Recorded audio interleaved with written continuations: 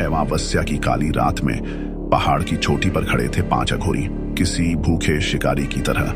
उनकी नजरें नीचे अंधेरे में डूबे गांव को भेद रही थीं, जैसे किसी खास शिकार की तलाश में हो। तभी हवा में एक आवाज गूंजी, एक नवजात बच्चे के रोने की। जैसे ही वो आवाज उनके कानों तक पहुंची, 5 अघोरी एक साथ बिना एक शब्द बोले गांव की ओर चल पड़े। गांव में घुसते ही मौत जैसी खामोशी ने उनका स्वागत किया।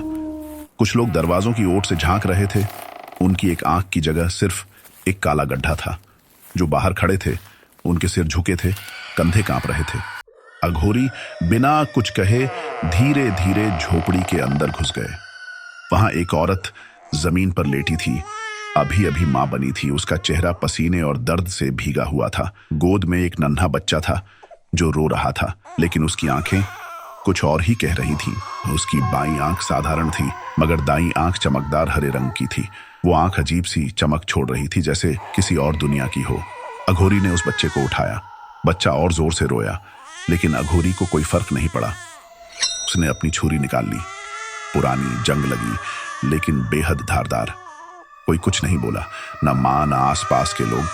सब चुप थे, जैसे उनकी जुबान डर ने निगल ली हो। अघोरी झुका और चाकू से बच्चे की हरी आंख निकाल ली। बच्चा चीखता रहा, खून बहता रहा। अघोरी ने वो आंख एक कांच की बोतल में डाल दी। काम खत्म होते ही अघोरी झोपड़ी से बाहर निकले। उनकी चाल में अब कोई जल्दी नहीं थी। जो लेने आए थे वो उन्हें मिल चुका था। गांव वाले अब भी सिर झुकाए खड़े थे। तभी अचानक एक अघोरी रुका। उसकी नजर भीड़ में खड़ी एक सहमी हुई नौजवान लड़की पर पड़ी। अगले ही पल लड़की की चीख हवा में गूंजी। अघोरी ने उसे किसी बोरी की तरह कंधे पर लादा और चल पड़ा। लड़की के हाथ पैर हवा में छटपटाते रहे, मदद के लिए पुकारते रहे, लेकिन किसी ने सिर नहीं उठाया। कोई आगे नहीं बढ़ा। अघोरी उस लड़की को लेकर पहाड़ों के पीछे छुपी एक अंधेरी गुफा में पहुंचे। पहाड़ों के पीछे वो गुफा किसी जानवर का खुला हुआ मुंह लग रही थी, जहां से मौत की बदबू बह रही थी। अंदर मशालों की हिलती रोशनी में दीवारों पर खून से लिखे अजीब मंत्र और आकृतियां उभर रही थीं। गुफा के भीतर पहले से ही कई सारे अघोरी बैठे थे, जो किसी भयावह मूर्ति की पूजा में लीन थे। वह मूर्ति थी राक्षसी देवता दृष्टि पिशाच की। काले पत्थर को तराश कर बनाया गया एक दैत्य, जिसकी सिर्फ एक आंख थी। मूर्ति के चरणों के पास दर्जनों कांच की पुरानी बोतलें रखी थीं, जिनमें हरी आंखें तैर रही थीं। कहा जाता था कि सदियों पहले दृष्टि पिशाच का पृथ्वी पर कब्जा था। वो एक ऐसा राक्षसी देवता था जिसकी केवल एक ही आंख थी, लेकिन वही एक आंख दुनिया के सबसे भयानक ताकतों की मालिक थी।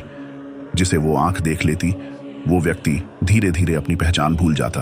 अपना नाम, अपना चेहरा, अपनी यादें सब धुंधले हो जाते, और फिर दृष्टि पिशाच का दास बन जाता, जो सिर्फ उसी के आदेश पर चलता था।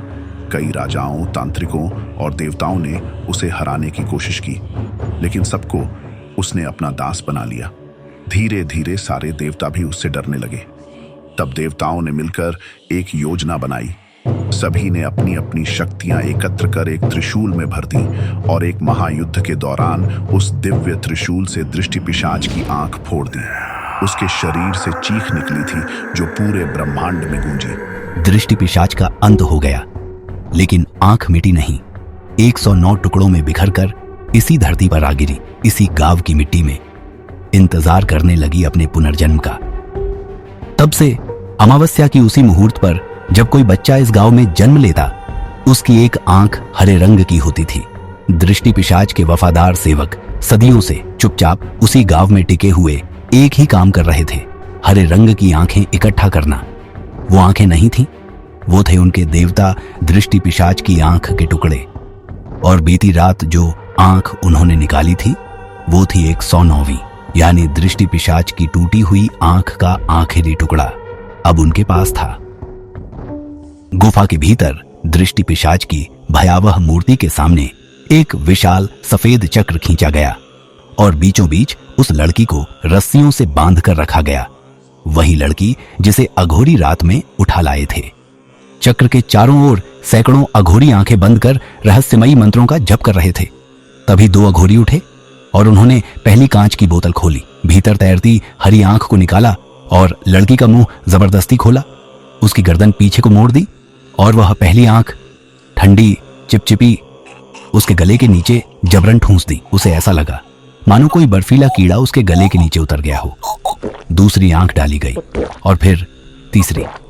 हर बार उसका शरीर झटके मारता जैसे भीतर कुछ फूट रहा हो, लेकिन अघोरी एक के बाद एक आंखें मुंह में ठूंसते गए। उसकी सांसें घुट रही थीं और उल्टी जैसा महसूस हो रहा था। जैसे ही आखिरी 109वीं आंख उसके गले से नीचे गई, मंत्र एक भयानक गूंज में बदल गए। उसके शरीर में ऐंठन शुरू हुई, पेट फूलने लगा, जैसे कोई और मायावी शक्ति उसके अंदर से बाहर निकलने को मचल रही हो। लड़की के अंदर से हड्डियों के टूटने, नए अंगों के बनने की आवाजें साफ सुनाई दे रही थीं। उसकी आंखें अब सफेद हो चुकी थीं और मुंह से झाग के साथ एक असहनीय चीख निकली। लड़की का पेट, जो अभी फटने को था, अचानक अंदर की ओर सिकुड़ गया और फिर एक नवजात की तेज चीख गूंजी। उसने एक बच्चे को जन्म दिया था, आम सा रोता हुआ बच्चा। अघोरी परेशान हो उठे। यह तो एक आम बच्चा था। उन्हें लगा इतने सालों की मेहनत बेकार गई। एक ने गुस्से में छुरा उठाया और लड़की का गला काटने के लिए झपटा।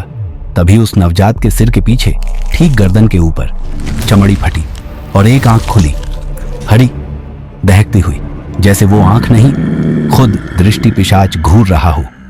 छुरा उठाने वाले अघोरी वहीं कांपता हुआ रुका और फिर उसने वहीं छुरा खुद के गले में उतार दिया। गुफा में चारों ओर सन्नाटा पसर गया। बाकी अघोरी उस बच्चे की ओर देखने लगे। उसके सिर के पीछे वाली आंख चमक रही थी। दृष्टि पिशाच लौट चुका था। अघोरी एक एक करके नवजात और उसकी मां के सामने झुकने लगे। वर्षों का इंतजार पूरा हो चुका था। तभी बच्चे की वो तीसरी हरी आंख धीरे से घूमी और अपनी मां पर टिक गई। मां की आंखों से डर गायब हो गया। एक भयानक अप्राकृतिक शांति उसके चेहरे पर फैल गई और मुस्कुराई, ऐसी मुस्कान जो उसकी थी ही नहीं। दृष्टि पिशाच ने अपना पहला दास चुन लिया था। दृष्टि पिशाच लौट आया है अपनी मां को अपना पहला गुलाम बनाकर। लेकिन उसका असली मकसद क्या है? कौन होगा उसका अगला शिकार? और क्या कोई दैत्य को रोक सकेगी? अगला भाग इससे भी ज्यादा दिल दहलाने वाला होगा। अभी सब्सक्राइब कीजिए और हमारे साथ इस सफर पर बने रहें।